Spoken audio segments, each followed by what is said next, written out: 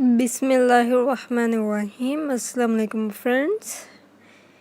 English बोलचाल सबक number 5। आज से हम 5 फ़िक्रे रोज़ के शामिल करेंगे।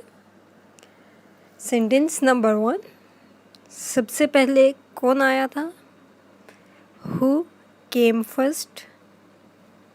Who came first? Sentence number 2। तुम यहाँ कैसे आए? तुम यहाँ कैसे आए? How did you come here? How did you come here? Sentence number 3। तुम हमेशा मेरे दिल में रहोगे। You will always be in my heart. You will always be in my heart. Sentence number 4। तुम इसके पास क्यों गए थे? Why did you visit him?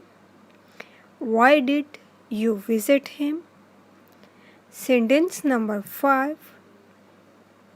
मैं कल एक किताब खरीदूँगा। I will buy a book tomorrow. I will buy a book tomorrow.